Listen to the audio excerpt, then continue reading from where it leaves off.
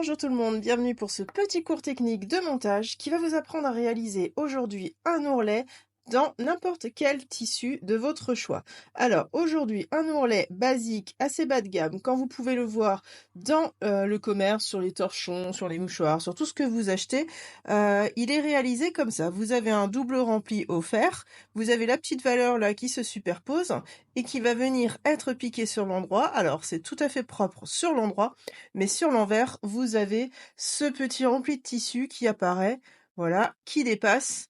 Et ça, on n'en veut pas sur un joli montage propre. Donc moi, aujourd'hui, c'est ce petit rempli de tissu que je vais vous faire enlever sur vos montages. Alors, je vous mets deux méthodes dans ce cours. La méthode numéro 1, vous allez pouvoir l'utiliser principalement sur les tissus fins. Elle est un petit peu plus simple que la méthode numéro 2. On vient repasser, marquer au fer nos doubles remplis. Alors, si vous voulez un ourlet large, vous faites un rempli large. Si vous voulez un ourlet fin, on fait un double rempli de 1 cm. Donc, on vient marquer notre pli au fer, voilà, 2 fois sur la valeur choisie pour notre ourlet final. Donc, je viens marquer au fer les remplis de mes deux côtés d'angle. Voilà, donc là, j'ai bien mes plis qui sont marqués et je vais venir poser des points de repère au niveau du pliage. Je vais en poser, voilà, 2 points dans mes diagonales de pliage. Ces 2 points-là vont permettre de venir tracer 2 lignes dont je vais avoir besoin pour réaliser mon ourlet propre. Ma première ligne, je vais venir la tracer à 45 degrés des bords de mon tissu. Voilà, en passant par le premier point. La deuxième ligne va être parallèle à la première et elle va passer par mon deuxième point. J'ai donc mes 2 lignes parallèles qui sont tracées. Je vais venir couper sur ma première ligne, la première dans l'angle. Voilà. Une fois que j'ai coupé mon petit angle, je viens avec mon fer plier sur ma valeur qui est définie par la deuxième ligne que j'ai tracée. Je viens donc plier au fer et ensuite je peux venir rabattre les valeurs de couture d'ourlet que j'ai déjà pré-pliées tout à l'heure juste avant de tracer. Je viens mettre une épingle de chaque côté, je replie. Voilà, le deuxième côté, j'épingle pour maintenir en place et je vais pouvoir passer sur ma machine à coudre. Il ne me reste plus qu'à venir faire une piqûre nervure pour maintenir mon ourlet en place. Je conseille en général toujours de venir piquer sur le dessus parce que suivant les machines, la piqûre est plus jolie sur le dessus que sur l'envers. Si c'est plus simple pour vous de piquer sur l'envers, c'est votre choix. Mon premier ourlet en angle est réalisé. Alors, celui-ci, je vous le conseille plutôt pour les tissus fins puisqu'on a quand même une valeur de couture qui est repliée à l'intérieur. Si vous le faites sur un tissu épais, alors là, j'ai pas encore repassé, mais je vais venir repasser bien en place pour le repassage final. Voilà. Donc là, on a un angle parfait qui se pose dans nos tissus, sur les cotons ou autres. Ça va se poser sans aucun problème et c'est propre à l'envers comme à l'endroit. Alors là déjà, vous avez bien upgradé vos angles, il n'y a pas de souci, on n'a plus le petit rempli qui dépasse, et là vous avez quelque chose de beaucoup plus propre. La méthode 2 est un petit peu plus technique, mais l'avantage c'est que vous allez pouvoir l'utiliser sur tous vos tissus, qu'ils soient fins ou épais, puisque comme on va venir dégarnir, vous n'allez pas avoir d'épaisseur à l'intérieur de votre ourlet. Alors, pour le départ, c'est comme pour la méthode numéro 1, on vient marquer nos 2 lignes de rempli, selon la valeur que l'on veut pour notre ourlet.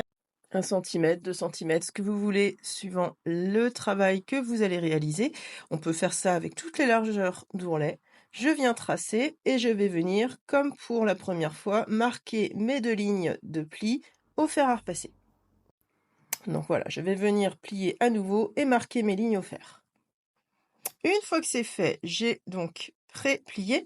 Je vais venir, comme pour tout à l'heure, marquer des points de repère dans les lignes de pli. Alors, je vais venir marquer 4 points, tous mes petits creux, voilà, il m'en faut 4 cette fois-ci. Et je vais venir tracer 2 lignes parallèles. Alors, la première ligne, elle passe en diagonale par les 2 points du centre. Elle est toujours à 45 degrés des bords du tissu. Et la deuxième, elle va être parallèle et elle va passer par le premier point, voilà, qui est là-haut. Donc j'ai 2 lignes parallèles l'une à l'autre. Une fois que c'est fait, je vais venir couper sur ma ligne du bas. Cette coupe va me permettre de dégager toute cette valeur de tissu en trop dont on ne veut pas en surépaisseur à l'intérieur de notre ourlet. Je vais venir épingler mon premier rempli, donc on ne prend pas les deux, on en prend bien qu'un de chaque côté. Je viens mettre une épingle de chaque côté si cela m'aide à maintenir le tissu en place. Donc premier côté, deuxième côté. Et je vais venir utiliser le dernier point de repère qu'on a indiqué, voilà, ce point-là. Donc sur l'envers du tissu, je vais venir utiliser ce point pour plier mon tissu en deux. Donc je viens aligner mes bords l'un sur l'autre, important pour avoir quelque chose de bien propre. J'utilise mon point en repère, je viens mettre une épingle pour maintenir en place. Et je vais venir piquer dans la continuité de la petite ligne là qui reste. Donc là, je viens piquer avec point d'arrêt d'un bout à l'autre. Voilà, donc là, j'ai piqué d'un bout à l'autre. Je vais venir à nouveau dégarnir, surtout si j'ai des tissus épais. Donc si les tissus sont fragiles, on ouvre la couture au fer et on garde quand même un peu de valeur de tissu. Si on a épais et que ça se tient bien, on peut dégarnir. Et on vient retourner. Comme d'habitude, on évite la pointe de ciseau pour éviter de transpercer. On peut retirer avec une épingle la valeur ou utiliser un objet arrondi pour pousser proprement notre valeur de couture bien en place et créer un joli angle qu'on vient repasser. Notre ourlet en angle est réalisé, il est propre, je n'ai plus qu'à venir faire une petite piqûre par-dessus. J'ai donc mon deuxième ourlet de réaliser. Vous avez donc la première méthode, la deuxième méthode qui est un petit peu plus longue. Plus d'excuses pour ne pas avoir des angles parfaitement réalisés en onglet dans vos travaux. Je vous retrouve très bientôt pour un prochain cours technique. Bonne couture à vous!